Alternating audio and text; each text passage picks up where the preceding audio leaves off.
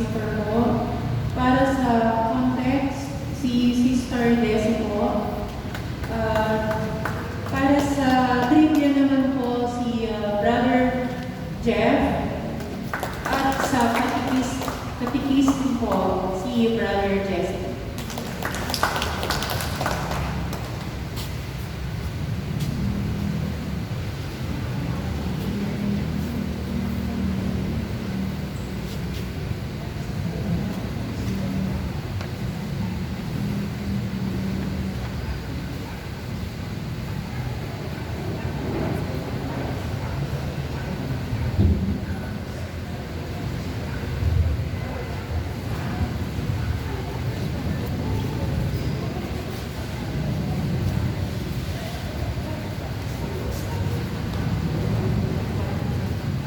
Hello, magandang gabi po sa lahat.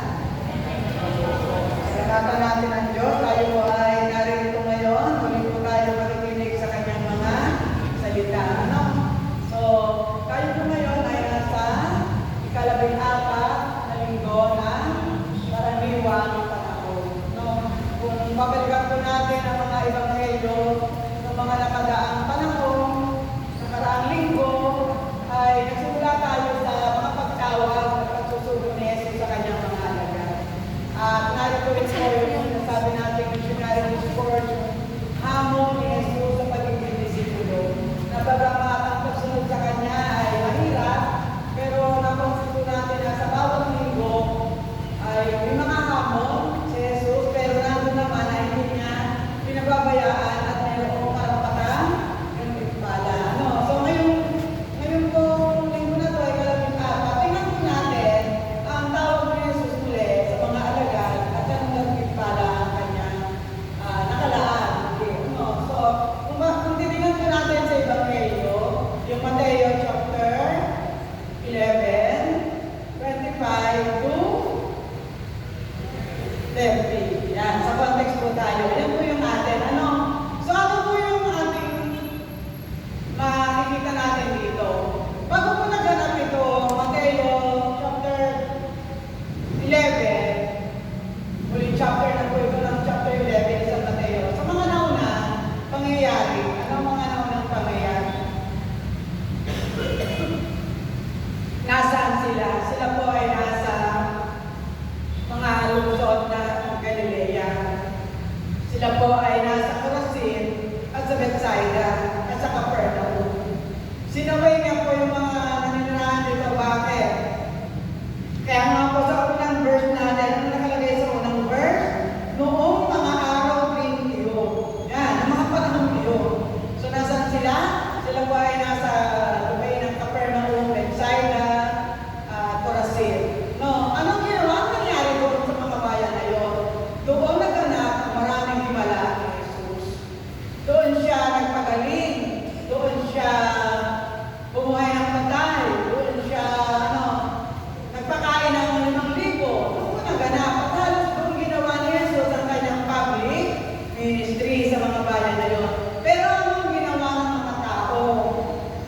Hindi sila naniwala.